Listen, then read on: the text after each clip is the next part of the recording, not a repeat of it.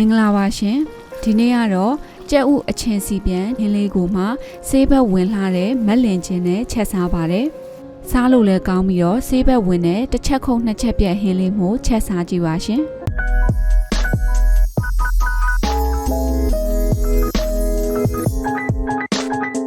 အရင်ဆုံးမက်လင်ချင်း6လေးတွေကိုရေစိမ်းပါမယ်ဒီမက်လင်ချင်းကအရန်ကိုဆေးဘက်ဝင်ပါတယ်သူကဗီတာမင်စီကျွဲဝတယ်အဆီလဲကျတာမို့ပိန်ညံတဲ့သူတွေဆိုရင်ဒီမက်လင်ချင်းကိုရေနွေးလေးနဲ့စိမ်တောက်လို့ရပါတယ်ဒီမက်လင်ချင်း6လေး9ပြားလောက်ကိုရေနဲ့တန့်သွားအောင်လို့တေချာလေးဆေးလိုက်ပြီးတော့ပွာလာအောင်လို့ရေစိမ်ထားလိုက်ပါတယ်ကြက်ဥပြုတ်တဲ့အခါမှာအခွန်ခွာရတာလွယ်အောင်လို့စားအနှဲငယ်ထည့်ပါတယ်ရှာလကာရေအနှဲငယ်လေးထည့်ပါတယ်ရှာလကာရီနဲ့စားလေးတွေနည်းနည်းနှံ့သွားအောင်မှွေပြီးတာနဲ့အဖုံးလေးပိတ်ပြီးတော့12မိနစ်လောက်ပြုတ်ထားလိုက်ပါတယ်ဒီကြက်ဥဘဲဥတွေကလက်လက်ဆက်ဆက်ဆိုရင်အခွန်ခွာတာအရန်ကိုလွယ်ပါတယ်အိမ်မှာနည်းနည်းလေးရက်ကြာသွားပြီဆိုတော့ねအခွန်ခွာလို့မလွယ်တော့ပါဘူးအရင်ကဆိုရင်ကြက်ဥပြုတ်ပြီးအခွန်ခွာတိုင်းအသားလေးတွေပါသွားလို့ကြက်ဥဟင်းချက်ဖို့လုပ်တိုင်းဗီဒီယိုမရိုက်ဖြစ်ပါဘူးအခုတော့ရှာလကာရီလေးထည့်ပြုတ်တာအခွန်ခွာတာတော်တော်လေးအဆင်ပြေသွားလို့ဒီဗီဒီယိုလေးကိုရိုက်ဖြစ်သွားပါတယ်ဟင်းချက်တဲ့အခါအတွင်းထဲထိအရသာစိတ်ဝင်သွားအောင်လို့ဓားလေးနဲ့ခပ်ဖွားဖွားလေးအရာလေးတွေပေးလိုက်ပါတယ်ကြက်သွန်ဖြူ10မွှာလောက်ကိုခပ်ပပလှီးထားပါတယ်ကြက်သွန်နီဥကြီး9ဥလောက်ကိုလည်းခပ်ပပလှီးထားပါတယ်ကျမကအနှစ်များများလေးနဲ့စားမှမို့လို့ကြက်သွန်အဖြူနဲ့အနေကိုများများလေးသုံးထားပါတယ်အခုဟင်းလေးစားချက်ပါတော့မယ်ရှင်အိုးထဲကိုစီထည့်ပါတယ်ကြက်သွန်နီကလည်းများများလေးသုံးထားလို့စီများများလေးထည့်ပါတယ်ကြက်သွန်နီလေးတွေအယောင်ပြောင်းလာတဲ့အထိစီသက်ပေးပါတယ်ကြက်သွန်နီလေးနည်းနည်းလေးကြက်ပြီးတော့အယောင်လေးစပြောင်းစားပြုပြီးဆိုတာနဲ့ကြက်သွန်ဖြူလှီးရတာလေးတွေထည့်လိုက်ပါတယ်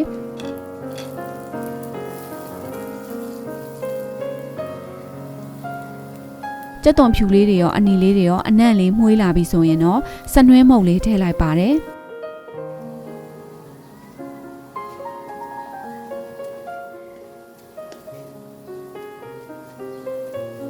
ငရုတ်သီးအယောင်တင်မုံ2စွန်းလောက်ထည့်ပါတယ်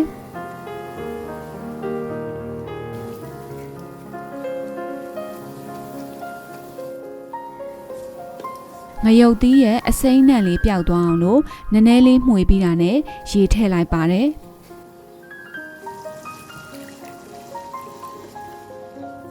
ခုနတုန်းကရေစိမ်ထားတဲ့မက်လင်ချင်းလေးတွေကိုကတ်ကြီးနဲ့ညှက်ထည့်လိုက်ပါတယ်မက်လင်ချင်းကအချင်းအရန်စူးသလိုအခါအရသာလေးလည်းနည်းနည်းပါပါတယ်အဲအကြောင်းကိုချက်တဲ့ဟင်းပမာဏပေါ်မူတည်ပြီးတော့မက်လင်ချင်းကိုချိန်ဆထည့်တတ်ဖို့အရေးကြီးပါတယ်ကိုကထည့်တာများသွားမယ်ဆိုရင်ဟင်းရတာကချင်းခါခါကြီးဖြစ်ပြီးတော့စားကောင်းတော့မှာမဟုတ်ပါဘူးကိုကဘလောက်ထည့်ရမလဲလို့မမှန်းတတ်သေးဘူးဆိုရင်တော့နှစ်ဖက်သုံးဖက်လောက်ပဲထည့်ချက်ကြည့်ပါပြီးတော့မှအချင်းလိုတယ်ဆိုတော့မှထည့်လို့ရပါတယ်ဒီမက်လင်ချင်းကအသေးယောဂါတွေအတွက်လည်းတော်တော်လေးကိုကောင်းတယ်လို့ပြောပါတယ်ချွဲတလိပ်ကြည်ပြီးအဆုတ်တန့်စေလို့ဒီမက်လင်ချင်းကိုမြန်မာတိုင်းဆေးဖော်တဲ့နေရာတွေမှာလည်းအသုံးပြုပါတယ်အရသာအတွက်ဓာရှိငါအမှုတ်ထည့်ပါတယ်စားလက်ဖက်ရည်စွန်းနဲ့တစုံခွဲလောက်ထည့်လိုက်ပါတယ်ပစွန်ကြောင်းမှုတ်ကိုတော့လက်ဖက်ရည်စွန်းနဲ့ငါးစွန်းထည့်ပါတယ်တကယ်လို့ပစွန်ကြောင်းမှုတ်မရှိဘူးဆိုရင်ပစွန်ကြောင်းအကောင်လိုက်ကိုပွာလာအောင်ရေစိမ်ပြီးတော့ထည့်လို့လည်းရပါတယ်ပြီးရင်တော့တကြားတစွန်းထည့်ပါတယ်တကြားတော့ကိုမကြိုက်ရင်လည်းမထည့်လို့ရပါတယ်အရသာတွေအားလုံးတမသွားအောင်လို့မှွေပေးပါတယ်ခဏလောက်မှွေပေးပြီဆိုတာနဲ့ရေများများထည့်လိုက်ပါတယ်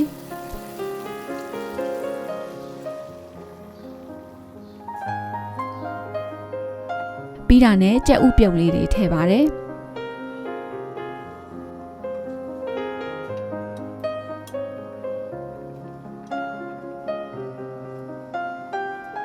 ဟင်းကြက်ဥလေးတွေနဲ့ဟင်းအနှင်လေးတွေအားလုံးတမသွားအောင်လို့မှွေပေးပါတယ်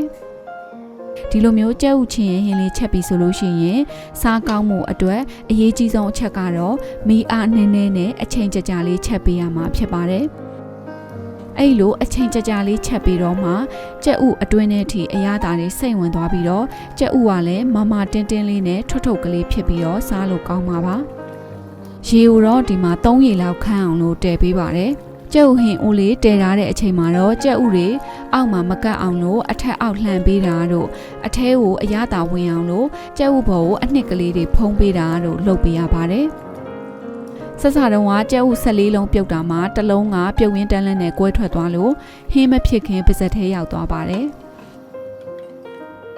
ကျက်ဥဟင်းကိုကြည့်လိုက်လို့ကျက်ဥရဲ့အယောင်ကအဖြူရောင်မပြောက်သေးဘူးဆိုလို့ရှိရင်ဘယ်လိုပုံစံနဲ့တူလဲဆိုတော့ဟင်းအရည်တဲ့ကိုကြက်ဥပြုတ်အလုံးလိုက်ကြီးထည့်စားရတယ်လို့မျိုးပဲကြက်ဥကဘာရတာမှမရှိဘဲနဲ့ဖြစ်တတ်ပါတယ်ဒီလိုမျိုးကြက်ဥချင်းဟင်းချက်ရင်အရင်တုန်းကတော့မကြီးရည်နဲ့ချက်တာများပါတယ်အခုကတော့မက်လင်ကျင်နဲ့ချက်တာဆိုတော့မက်လင်ကျင်နဲ့ချက်တာနဲ့မကြီးရည်နဲ့ချက်တာဘယ်လိုကွာလဲဆိုတော့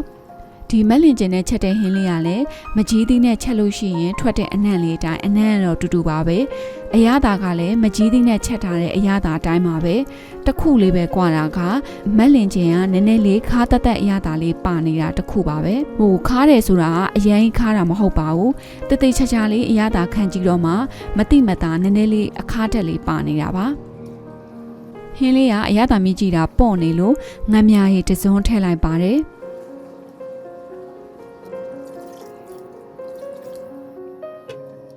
အခုဆိုရင်ရေ3ရေလောက်လဲခန်းသွားပါပြီကြက်ဥလေးတွေလည်းအယောင်ပြောင်းပြီးတော့အပေါ်ရန်ကမမတင်းတင်းလေးနဲ့ထုတ်ထုတ်ကလေးဖြစ်လာပါပြီအနံလေးမှုအောင်လို့မဆလာလေးအုပ်လိုက်ပါတယ်မဆလာကမကြရင်လည်းမထည့်လို့ရပါတယ်ကိုကအဆက်စားခြင်းနဲ့ဆိုရင်တော့ငရုတ်သီးစိမ့်လေးအုပ်လို့လည်းရပါတယ်အခုကြက်ဥလေးရဲ့အယောင်အနေထားလေးကိုကြည့်လိုက်ပါစားချက်တုံးကလည်းမတူတော့ပါဘူးစားချက်တုံးကပုံနဲ့အခုချကန်ဒီပုံလေးကိုရှင်းပြတာပါတယ်ကြက်ဥကိုအခုလိုဖြူဆွတ်ဆွတ်အယောင်ကနေအယောင်ပြောင်းသွားတဲ့အထိချက်ပေးရပါတယ်အဲ့ဒါမှကြက်ဥဟင်းလေးကစားလို့ကောင်းတာပါအရသာလည်းစိတ်ကြိုက်ဖြစ်ပြီးဟင်းအနှစ်အနေထားလည်းကိုယ်စိတ်ကြိုက်ဖြစ်ပြီးဆိုရင်တော့မီးလေးပိတ်လိုက်လို့ရပါပြီရှင်အခုဆိုရင်စားလို့လည်းကောင်းဆေးဘက်လည်းဝင်နဲ့ကြက်ဥအချင်းစီပြန်ဟင်းလေးကျက်သွားပါပြီရှင်အရသာကတော့မကြီးသီးနဲ့ချက်ထားသလိုပါပဲချင်းချင်းလေးပါကြက်ဥလေးကလည်းအထဲထဲအထိအရသာစိတ်ဝင်နေပြီးတော့စားလိုက်လို့ရှိရင်မမထုတ်ထုတ်ကလေးနဲ့တော်တော်လေးစားကောင်းပါတယ်အနှစ်များများလေးနဲ့ဆိုတော့ထမင်းပူပူလေးနဲ့အနှစ်ကလေးနဲ့ပြီးစားလိုက်ရင်တကယ်ကိုရှယ်ပါပဲရှင်မက်လင်ချင်တွေကချင်တဲ့အရသာတွေအကုန်လုံးကလည်းကြက်ဥဟင်းအရည်တွေကိုထွက်သွားပြီဆိုတော့ဒီမက်လင်ချင်အဖက်ကလေးတွေကလည်းမချင်တော့ဘဲနဲ့စားလိုက်လို့ရှိရင်ထုတ်ထုတ်ကလေးနဲ့မသိရင်ကြွက်နှရွက်မှုလေးစားနေရတယ်လို့ပါပဲရွှေကောင်းပြောင်လို့ချစ်စနိုးနဲ့ခေါ်ကြတဲ့ကြက်ဥချင်းစီပြန်ဟင်းလေးချက်စားကြည့်ပါရှင်ကျမရဲ့ဖြူ home cooking channel လေးကနေနောက်ထပ်လည်းလွယ်ကူမြန်ဆန်တဲ့ဟင်း channel လေးတွေဆက်လက်မျှဝေပေးအောင်မှာမို့လို့အချက်ပြုတ်ဝါသနာပါတဲ့သူတွေအနေနဲ့ subscribe လေးလုပ်ပြီးဘေးနားက notification လောင်းလေးကိုနှိပ်ထားခဲ့ဖို့ဖိတ်ခေါ်ပါတယ်ရှင်